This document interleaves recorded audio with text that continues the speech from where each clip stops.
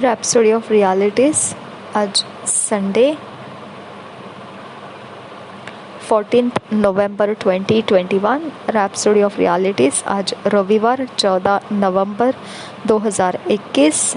आज rhapsody of realities में pastor Chris ओयाखिलोम द्वारा जो वचन हमको सीखने के लिए मिला है, रोमन्स 8 चैप्टर 5 वर्स से 6 वर्स।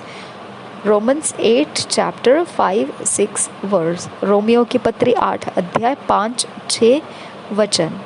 इस वचन के आधार से, रोमियो की पत्री 8 अध्याय 5-6 वचन के आधार से आज का विषय टॉपिक है सी स्पिरिचुअली, आत्मिकता में से देखिए। सी स्पिरिचुअली, आत्मिकता में से देखिए।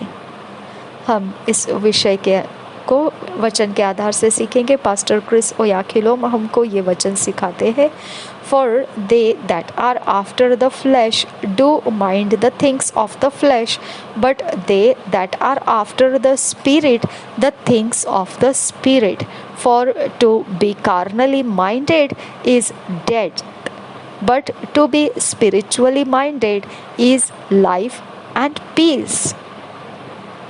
और एक बार पढ़ेंगे Romans 8 chapter 5-6 verse. For they that are after the flesh do mind the things of the flesh, but they that are after the spirit the things of the spirit, for to be carnally minded is death, but to be spiritually minded is life and peace. इसी वचन को हम Hindi DSI Bible में से पढ़ेंगे। Romeo की पत्री 8 अध्याय 5 और 6 वचन। हिंदी PSI बाइबल में से पढ़ेंगे। रोमियो की पत्री 8 अध्याय 5-6 वचन DSI बाइबल में से। क्योंकि शारीरिक व्यक्ति शरीर की बातों पर मन लगाते हैं, परंतु आध्यात्मिक आत्मा की बातों पर मन लगाते हैं। शरीर पर मन लगाना तो मृत्यु है, परंतु आत्मा पर मन लगाना जीवन और शांति है। और एक बार पढ़ेंगे रोमियो की पत्री 8 अध्याय 5-6 वचन। क्योंकि शारीरिक व्यक्ति शरीर की बातों पर मन लगाते हैं, परंतु आध्यात्मिक आत्मा की बातों पर मन लगाते हैं। शरीर पर मन लगाना तो मृत्यु है, परंतु आत्मा पर मन लगाना जीवन और शांति है। Thank you Jesus. मुझे बहुत कुछ समझ में आया ये वचन जब पढ़ रही थी, लेकिन मैं पास्टर क्रिस ओयाखिलोम जो सिखा रहे उसी को मैं आपके सामने पेश कर रही हूँ ट्रांसलेशन करके। ओके, एक्चुअली यहाँ पर जो कार्नली माइंडेड दिया है ना, ये मेरे अंदर से कुछ इसकी विशेषता दिखाई दी। देखो यहाँ क्या लिखा है, शारीरिक व्यक्ति शरीर की बातों पर मन लगाते हैं। शारीरिक व्यक्ति शरीर की बात क्या है पता है? घमंड। समझ में आया? शरीर की बात क्या है मालूम है?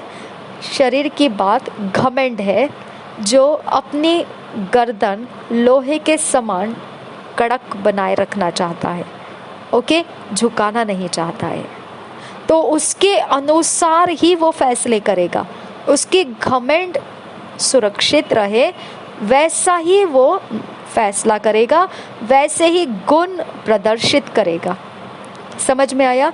अगर वो बेइज्जत होना पसंद नहीं करता है ना, तो वो यीशु मसीह के चरित्र को छोड़ देगा कुछ समय के लिए, और उसको जो पसंद है बेइज्जत नहीं होना, उसी चरित्र को वो अपनाए रखेगा उसके समय में। ओके, अगर वो रईस दिखना चाहता है और गरीब नहीं दिखना चाहता है, तो वो अपने रख रखाव को इतना ज़्यादा अच्छा रखेगा कि वो रईस दिखाई दे, चकाचौंध दिखाई दे, चाहे फिर उसके ऊपर कितना भी पैसा लुटाना क्यों ना पड़े, लेकिन परमेश्वर के राज्य में वो नहीं देगा। ओके, अगर उसके अंदर का शारीरिक घमंड को वो सुरक्षित रखने के इंतज़ाम में ही चलता है ना, तो वो है शारीरिक अवस्था। ठीक है, तो यही बात मेरे समझ में आया। शरीर की बातें मतलब क्या है? घमंड। ओके, शैतान का सब कुछ बिगड़ गया यही एक कारण से कि उसके अंदर घमंड ने जड़ ले लिया था कि वो परमेश्वर से ऊंचा होना चाहता है। अगर हम भी शरीर के अंदर का घमंड को ही बनाए रखना चाहेंगे तो हम, क्या लिखा है देखिए, क्योंकि शारीरिक व्यक्ति शरीर की बातों पर मन लगाते हैं, घमंड की बातों के ऊपर, ठीक है, वो घमंड को सुरक्षित रखते हैं, ओके, परंतु आध्यात्मिक आत्मा की बातों पर मन लगाते हैं। यानी अगर यीशु का वचन कहता है तो हमने वैसा करना है, अगर यीशु का वचन कहता है तो हमने उसके अनुसार अपनी सोचें छोड़कर उसकी सोचों को अपनाकर करना है। हालेलुया। शरीर पर मन लगाना तो मृत्यु है, परंतु आत्मा पर मन लगाना जीवन और शांति है। हालेलुया। इसकी वजह से जो शरीर पर मन लगाता है, जो घमंड को सुरक्षित रखता है, शरीर के घमंड को, और फिर वो अपने चाल मसीह नहीं दिखाता है, वो शरीर के घमंड को सूटेबल रहेगा उस अनुसार दिखाता है, तब क्या हो जाता है मालूम है, हम जो शरीर के घमंड पे नहीं, आत्मा के अंदर से हम चलते हैं, आत्मा की अवस्थाओं में चलते हैं, हमारा और उनका मेल बैठता नहीं है। हाँ, तो फिर वो मसीह तो है लेकिन आपके संगति में वो जचते ही नहीं है, टेढ़ी टेढ़ी चालों में ही वो आपके साथ रहेंगे। ओके, आप जितना चाहो मसीही प्रेम उंडेलो उनके ऊपर, तो भी वो घड़े उल्टे करके रखे होते हैं जिसके अंदर कभी भी आपका प्रेम भरता ही नहीं है, वो वेस्ट जाता है। समझ में आया? तो इसके लिए आपके उनके साथ के संबंध सीधे नहीं हो सकते हैं, क्योंकि उनका मन किधर लगा है, घमंड के ऊपर रखा है उन्होंने, क्योंकि घमंड के अनुसार उनको कुछ फैसले ऐसे बनाए रखने हैं जिसके अंदर चाहे वो आपके दुश्मन जैसे क्यों ना दिखाई दे, परवाह नहीं पड़ता है, क्योंकि उनकी घमंड उसमें सुरक्षित रहती है। समझ में आया? तो इसके लिए आपकी और उनकी बनती नहीं है, मसीहों के बीच में भी, ओके, क्योंकि मसीह भी अगर घमंड का रूप लेकर अगर आपके सामने मसीह दिखाए तो आपकी उनकी बनती नहीं है। ये मुझे पता चला था, इसके लिए मैंने बोला जो पास्टर क्रिस सिखा रहे वही मैं आपके सामने लाऊंगी, मैं अपनी तरफ से नहीं लाऊंगी, क्योंकि इतना बड़ा था वो चीज़ जो मेरे सोच में आ चुका था। अब हम पास्टर क्रिस जो सिखा रहे इस वचन के अनुसार हम उसको देखेंगे। The Lord Jesus manifested spirituality in all things, his views, words, actions, hope, faith and love.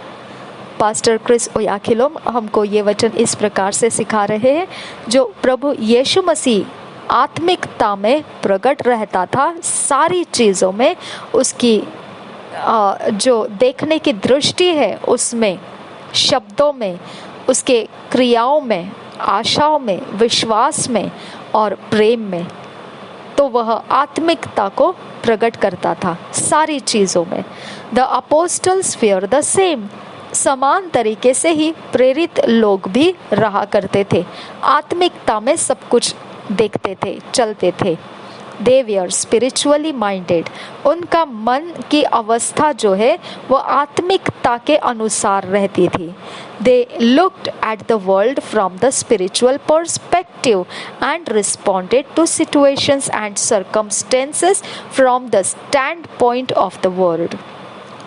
वो जब देखते थे तो जगत की तरफ उनका देखने का नज़रिया जो था वो आत्मिकता में से था, और उन्होंने जो जवाब के द्वारा जो परिस्थितियों के लिए जवाब को लेकर आए थे वो भी आत्मिकता में से जवाब को लाए थे, और परिस्थितियों के साथ साथ जो उनका उस वचन के आधार को लेकर खड़े होना रहता था वो भी आत्मिकता के नज़रिया से ही वो अपने स्थान को पकड़े रहते थे। Consider how Jesus dealt with certain situations.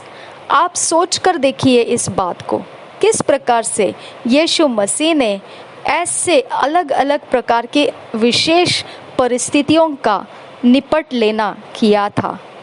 Until he came, no one knew that an evil spirit could be responsible for the conditions in which some people found themselves, and even when they knew no one could change that situation. आप सोच कर देखिए, जहाँ तक वो आया था इस पृथ्वी के ऊपर, कोई भी उसको नहीं जानता था कि जो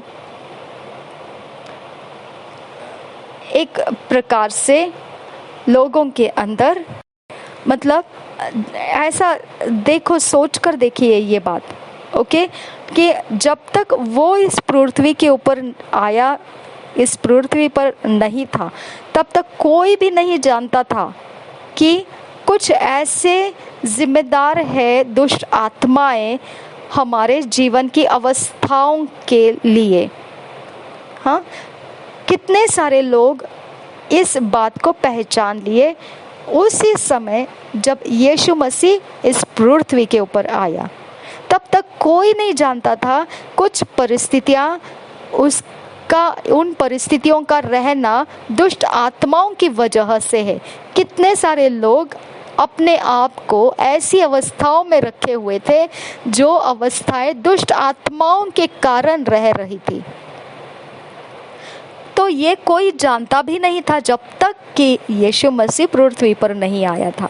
और फिर ये लोग ऐसे दुष्ट आत्माओं के खातिर, मतलब जो दुष्ट आत्माओं का वजह है उनके जीवन के अंदर के परिस्थितियों का ऐसा होना, कुछ भी अवस्थाएं होना, तो वो उसके विषय में कुछ कर भी नहीं सकते थे, उस परिस्थितियों को वो बदल भी नहीं सकते थे। जब तक यीशु मसीह इस पृथ्वी पर आया तभी से उनको पता चलने लगा कि ये बदली भी जा सकती है परिस्थितियाँ। But Jesus cast out evil spirits with his words. When the even was come, they brought unto him many that were possessed with devils, and he cast out the spirits with his word, and healed all that were sick. Matthew 8 chapter 16 verse. परंतु जब यीशु मसीह ने दुष्ट आत्माओं को खदेड़ कर निकाल देना शुरू कर दिया था उसके शब्दों के द्वारा बोलने से, जो हम पढ़ते हैं मत्ती रचित 8 अध्याय के 16 वचन, ये यीशु मसीह ने ही शुरुआत कर दिया था दुष्ट आत्माओं को निकाल देना शब्दों के साथ, शब्दों को बोलने के साथ। ये हम पढ़ते हैं मत्ती रचित सुसमाचार उसके 8 अध्याय के 16 वचन में लिखा हुआ है। हम BSI बाइबल में से पढ़ेंगे। मत्ती रचित सुसमाचार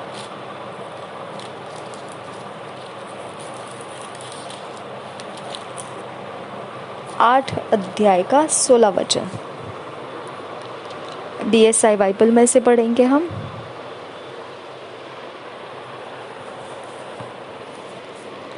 जब संध्या हुई तब वे उसके पास बहुत से लोगों को लाए जिनमें दुष्ट आत्माएं थी, और उसने उन आत्माओं को अपने वचन से निकाल दिया और सब बीमारों को चंगा किया। और एक बार पढ़ेंगे मत्ती रचित सुसमाचार 8 अध्याय का 16 वचन। जब संध्या हुई तब वे उसके पास बहुत से लोगों को लाए जिनमें दुष्ट आत्माएं थी, और उसने उन आत्माओं को अपने वचन से निकाल दिया और सब बीमारों को चंगा किया। Mark 9 chapter 25 verse says, when Jesus saw that the people came running together, he rebuked the foul spirit, saying unto him, Thou dumb and deaf spirit, I charge thee, come out of him, and enter no more into him. Mark 1 chapter 23 to 26 verse says, and there was in their synagogue a man with an unclean spirit, and Jesus rebuked him, saying, Hold thy peace and come out of him. And when the unclean spirit had torn him and cried with a loud voice, he came out of him. तो यही बात हम पढ़ते हैं मरकुस रचित सुसमाचार के 9 अध्याय के 25 वचन में इस प्रकार से लिखा हुआ है। हम पढ़ेंगे उसको। मरकुस रचित सुसमाचार 9 अध्याय का 25 वचन।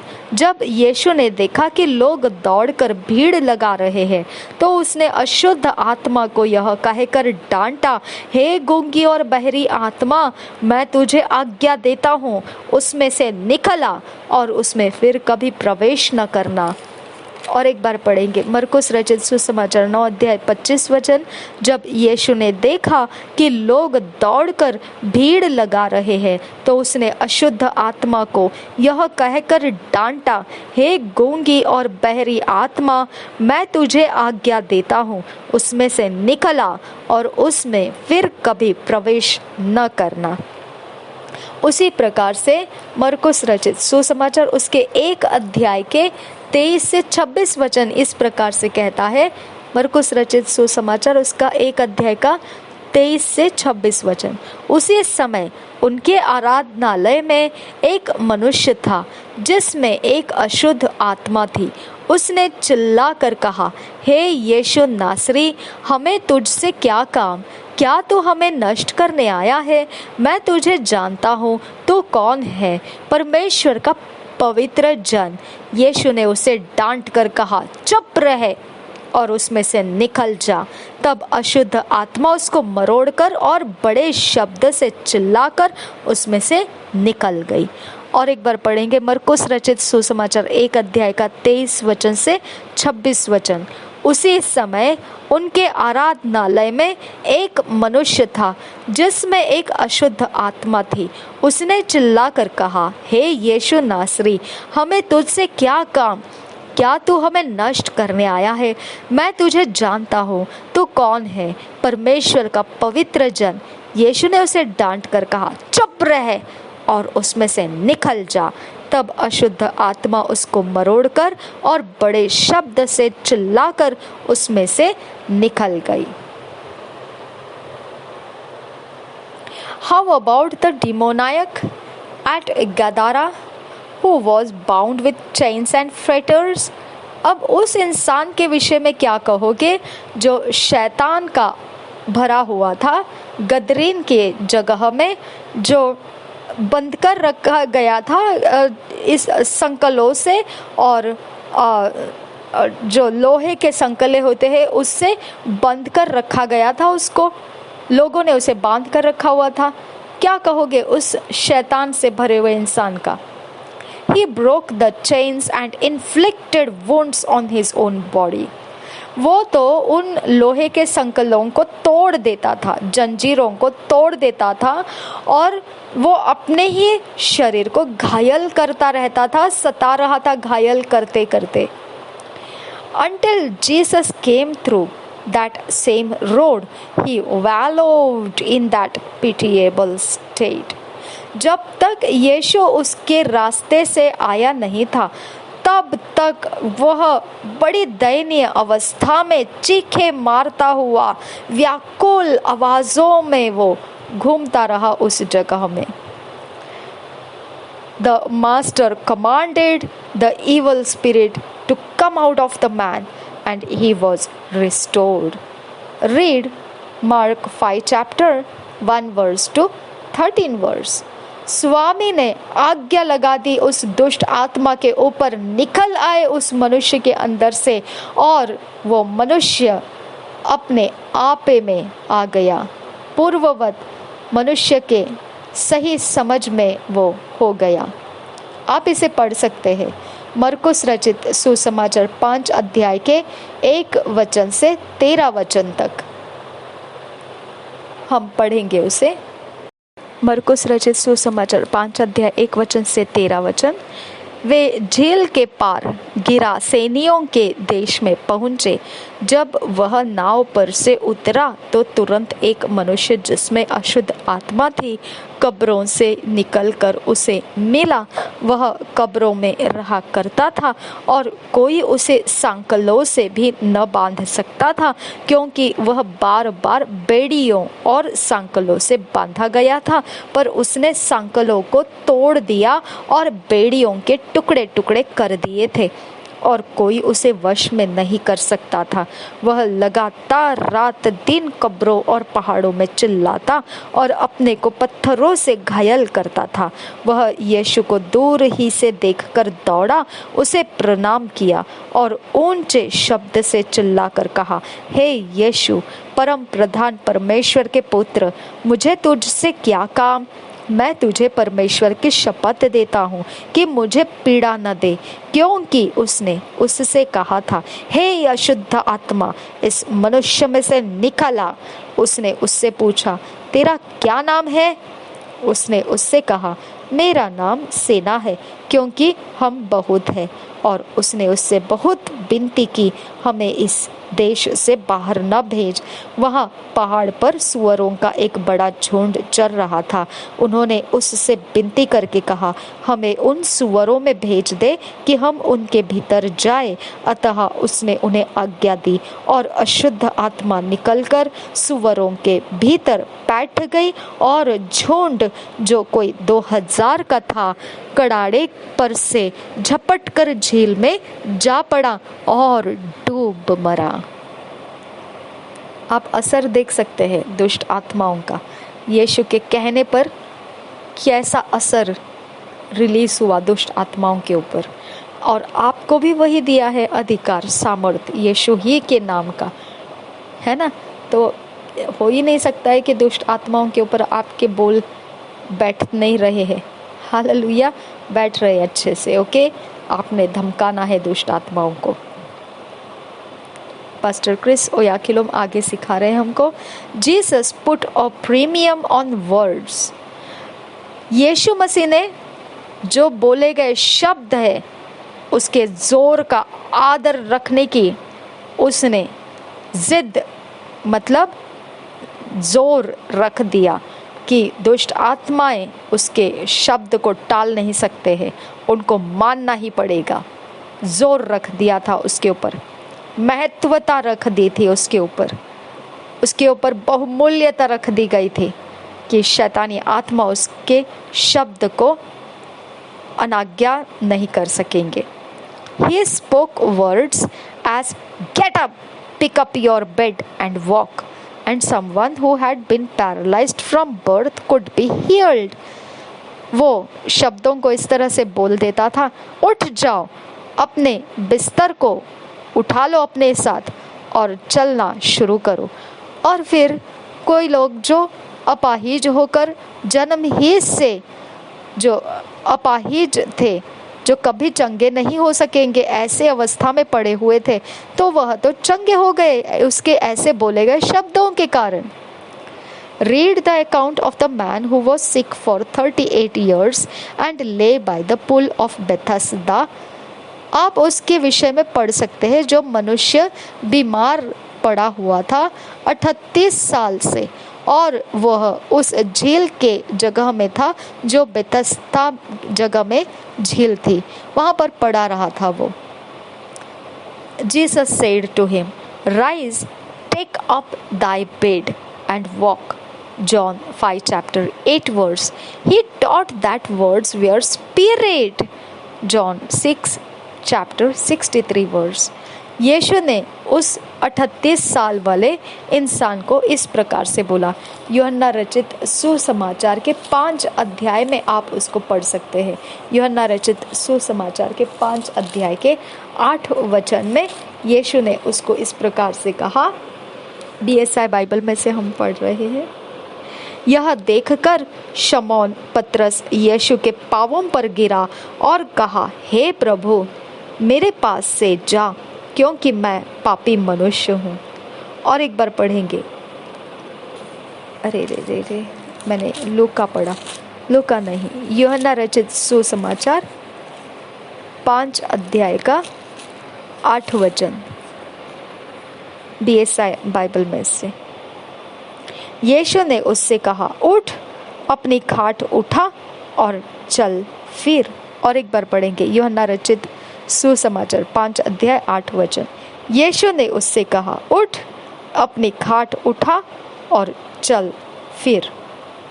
उसने सिखाया कि जो शब्द आप बोलते हैं, जो शब्द यीशु मसीह बोलता है, वह आत्मा है।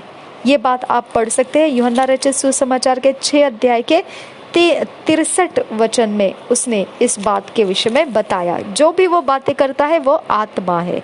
यहाँ पर देखिए पढ़ेंगे यूहन्ना रचित सुसमाचार 6 अध्याय का 63 वचन। आत्मा तो जीवनदायक है, शरीर से कुछ लाभ नहीं। जो बातें मैंने तुमसे कही है वे आत्मा है और जीवन भी है। हालेलुया। यूहन्ना रचित सुसमाचार 6 अध्याय 63 वचन। आत्मा तो जीवनदायक है, शरीर से कुछ लाभ नहीं। जो बातें मैंने तुमसे कही है वे आत्मा है और जीवन भी है। Jesus saw life from the realm of the spirit. यीशु मसीह जीवन को देखता था आत्मा के क्षेत्र में से। As far as he was concerned, everything was controlled from the realm of the spirit. जहाँ तक उसके चिंताओं के कोई भी विषय रहे होंगे, सब कुछ वह नियंत्रित करता था आत्मा के जगत में से, आत्मा के क्षेत्र में से। And as a child of God, that's the realm you are expected to see and live from. और जब आप भी परमेश्वर के संतान कहलाते हो तो आपको भी उसी क्षेत्र में से देखने की अपेक्षा रखनी चाहिए और उसी क्षेत्र में से आपको भी जीवन को जीना चाहिए। Interpret life from the spirit realm and you will always win. अपने जीवन को अपने जीवन को आत्मा के क्षेत्र में से पढ़ लेना सीखिए और फिर आप हमेशा ही जीतने वाला जीवन जीते रहेंगे। हालेलुया। धन्यवाद करते हैं पास्टर क्रिस ओयाखिलोम के लिए। परमेश्वर पिता उनके सेवा, फैमिली, उनका समय लगाकर हम तक रैप्सोडी ऑफ रियलिटीज़ में से ये बहुमूल्यता यीशु मसीह के शब्दों में से होने वाली सारी प्रतिक्रियाएं अशुद्ध आत्माओं के ऊपर आज हम समझ पाए, देख पाए और दोबारा हमारे अंदर इसे नयापन प्राप्त कर पाए। इसके लिए धन्यवाद करते हैं। उनके सेवकाई को, उनके सारे अवस्थाओं को, व्यवस्थाओं को, उनके हर एक जगह जगह जहाँ जहाँ उनको जो जो करना है खुदा, सब कुछ जगहों में तेरे अनुग्रह को देने के लिए मांगते हैं। नासरी यीशु के लहू में उनको छुपा लेते हैं और उनकी अवस्थाओं में बरकत, आशीषों को हम बोलते हैं। नासरी यीशु के नाम में मांगते हैं, उनको सुरक्षित रख, उनके सारे कामों के बीच में, उनके सारी योजनाओं में उनको सुरक्षित रख। नासरी यीशु के नाम में मांगते हैं पिता, सुर और कबूल कर। आमीन, आमीन, आमीन।